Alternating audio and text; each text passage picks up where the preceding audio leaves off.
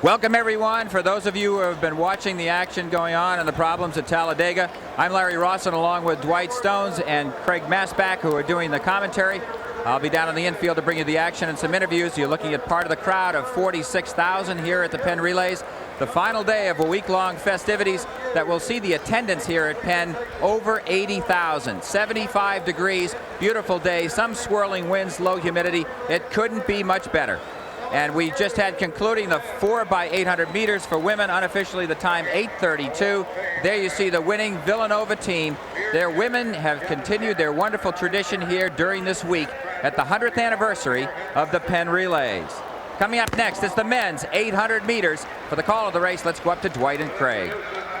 All right, Larry, now the men's version of the 4x800 meter relay. And a very, very strong race we have here.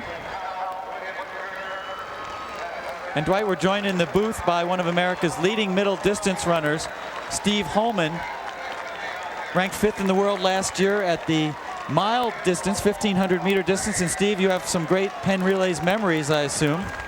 Yeah, when I was in college at Georgetown, this was more or less the highlight of our outdoor season. We would sort of measure the time during the season, how close we were to Penn, and it brings back all the memories to be here.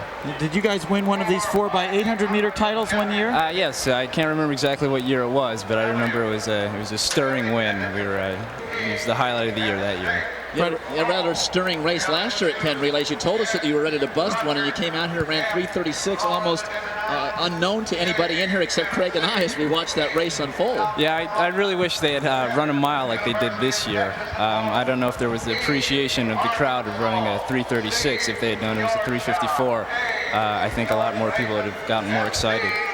Abilene Christian taking the early lead in this 4x800 meters. They've really come on this year, Abilene Christian, both their men's and women's programs showing very well all season.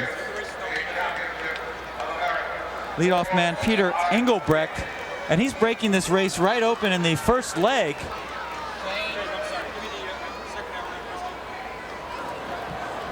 Of course, way too many teams on the track for this 4x800 meter relay as usual here at Penn Relays. So many teams that want to qualify, travel from all over the country in order to run in this race.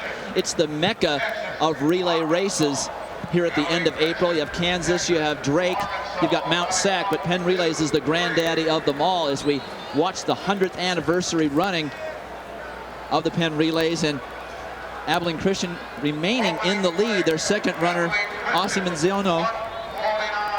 But Dwight, you mentioned the large field, and in part that's why you've got to put the leadoff man, somebody who's aggressive, somebody who will go out and grab the lead. Sometimes sacrifice one of your better guys just to get the lead, get yourself out of trouble and out in front. Now things sorting themselves out just a little bit. And who's that team in third, Steve Holman? They've got that blue jersey on. The Hoyas from the Hilltop. They have an excellent chance in this race. I was a little nervous when the Abilene Christian guy put it out like that, but it seems that their second leg is not as strong as their first. What do you do when you're running one of the later legs and you see your teammate fall behind like that? Do you have to remain a little bit detached from the race? Yeah, I think when I ran the later legs, I tended not to focus on the earlier legs. I just concentrated on my own race, and I figured that I was in as good a shape as anyone in the country, so I'd like to give myself a chance and not defeat myself before I even got the stick. Brandon Rock of Arkansas now leading for the Razorbacks in this 4x8, and now Midzinoso from Abilene Christian going back into the lead, and George Mason now in the hunt in the all green. Mario Vernon Watson running for them, an outstanding 800 meter runner. Mason is so deep in this event.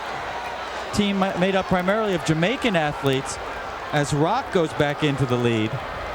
So it's Arkansas, Abilene Christian, George Mason, Georgetown, and Texas as they go to hand off for the second time. The third leg being run by Michael Marin of Arkansas.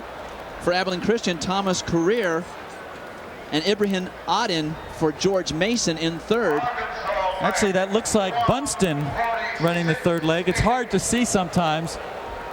No, that is Morin. So Arkansas, Abilene Christian, and George Mason, with Georgetown and Texas still slightly in it. Well, Dwight, we'll have to admit to confusion yet again as to who makes up these teams, as the lineups are sometimes hard to determine. I do recall my first year. It is Bunston now running for Arkansas. My first year here running for Princeton, I was in this race, very excited. I got about 30 yards behind and ran 50 seconds for my first lap, which brought me up with the leaders, only to see them run away from me in the second lap.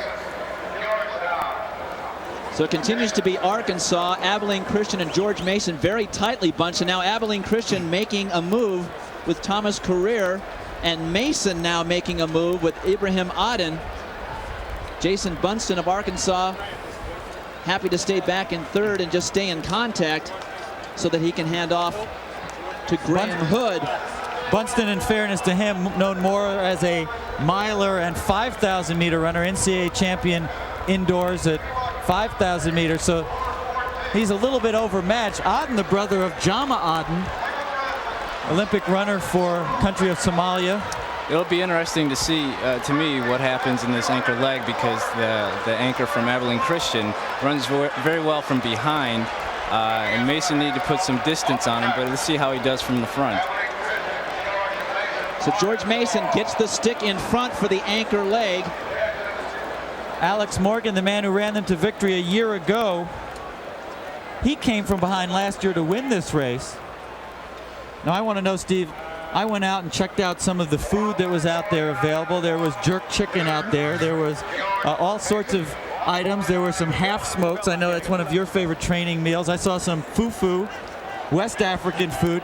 See any of these athletes eating before the race out there? Actually, I saw the third leg from George Mason, Ibrahim Aden, over at the food court, and he had a big slice of pizza, and it looked like his carbo loading worked for him. He ran a very good third leg. Didn't hurt him at all. Mason continuing to lead Alex Morgan over Sabieri Ndigi, and now Ndigi for Abilene Christian taking the lead at the bell. It's going to be Abilene Christian and Sabieri Ndigi, and George Mason with Alex Morgan. Arkansas appears to be out of it with Graham Hood on the anchor. And this is a tough point in an 800-meter race. The hardest thing to do in an 800-meter race is to run the third 200 hard.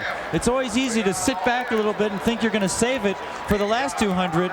Morgan has got to get up on the shoulder of Ndigi if he's going to have any chance in this race. Ndigi, one of the best 800 times in the world this year. He's run 1:45.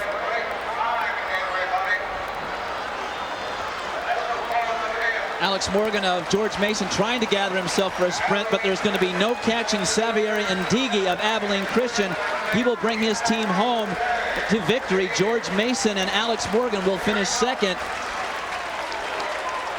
Quite an impressive anchor leg by Sabieri Ndigi. 1:46 flat unofficially, 7:14.7 unofficially for the team. Outstanding race by Abilene Christian. And we want to thank Steve Holman for coming by. Steve, any last comments about the race? No, I was very impressed. That was a very good time, and Abilene Christian proves that they have a very deep team. What about the Georgetown Hoyas? Next year. Thanks for joining us. Good luck in your outdoor season. Thanks. Hope springs eternal, and I'm sure Steve means that. There's always next year when you're a teenager or in your early 20s. There'll be disappointment as you take and see a disappointment at George Mason. For Abilene Christian, the guys are thrilled. Coming up next, we go to the straightaways and the high hurdles for women.